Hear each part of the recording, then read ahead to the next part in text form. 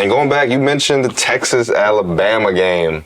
What's your take on that? I know you got some insights on the QB matchup they had there. I got dogged the past few years by my guys over at the Field of 12.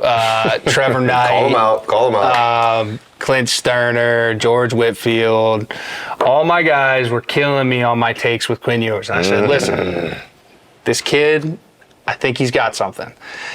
No. Trevor's like, I watched him in a high school state championship game, didn't show me anything, this and that. I just think the kid showed a ton of maturity. He always had the talent. And what people don't realize is that stint at Ohio State, he was a senior in high school. Just some backstory stuff I had heard through the grapevine may or may not be true, but he was working through some of this. NIL was new, some of this NIL stuff, and the Texas High School Football Association wasn't going to allow him to preemptively sign some of these things and get them lined up. So he forewent his senior year. I remember this. Or hearing about it. Yeah, at Texas Powerhouse, coming off a state championship or lost in a state championship game his junior year, but poised to get back. Forewent it and went to Ohio State. So the kid took a little bit of an untraditional path, ultimately landed back at Texas where he was committed to. And I think Sark really has done a great job. Texas, to me, has become one of those programs that has so much tradition that it got entitled almost to the point where it was like, we're Texas. Like we deserve to be in the national picture. And like you watched all the other programs just like, nah, that's not how it works.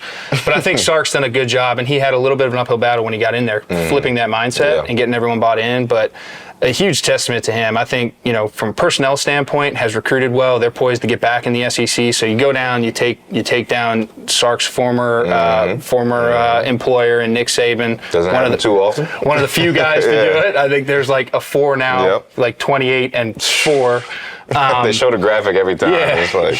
But huge win for that program, and I'm really excited about that team. I think they got some juice defensively. I think they're really talented up front.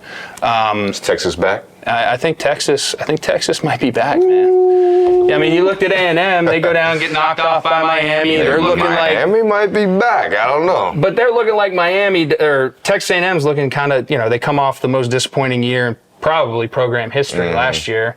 You got the #1 recruiting class in the country, tons of hype. You go out there and you're not even bowl eligible.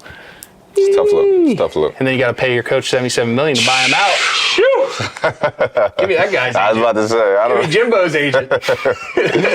College coaching, man. I don't know. I thought about it. It's not. I like where I'm at here. I'll just say that. Yeah. Like that. Yeah. But yeah, man. Miami had a good showing against A&M. Texas matchup was beautiful. Those guys were going blow for blow that third, fourth quarter. That was just good TV for my part. Yep. College football, the product of college football is always good when Texas is good. USC is back and healthy and good. Notre Dame, good Miami. Showing against NC State. Miami, when those teams are just relevant, the product is good as a simple fan consumer.